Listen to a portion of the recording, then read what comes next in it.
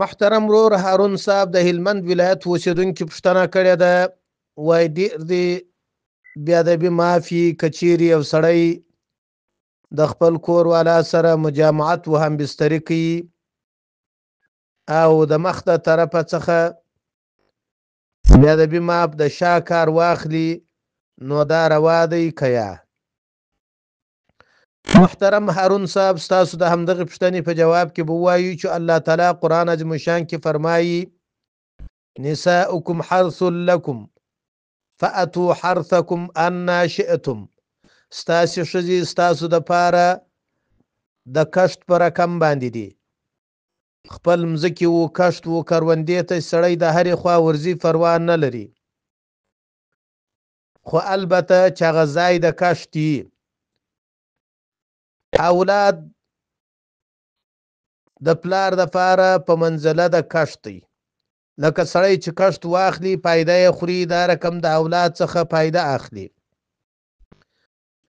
نو د اولاد په ځای کې بېادبي معاف مجامعت و هم بستري روا ده، او د اولاد د ځای څخه پرته چې هغه بېادبي معاف د لوی قضای حاجت د انسان د ضرورت ځای دی، دلته خپل جنسي حاجت پوره کول ګناه کبیره ده، بلکې که څوک ځان ته روا وبولي د ایمانه په وځي او ښځه باندې حرامیږي. البته بېادبي معاف د تشو بولو ځای چې دی د زنانه په هغه کې مجامعت و هم بستري کول په هره طریقه چې جایز دی، که د مخ د خوا یې که د شا د خوا یې، هر کم چې جایز دی، ځکه هغه ځای د کښت کرلو دی، هغه ځای د اولاد د زیږولو دی،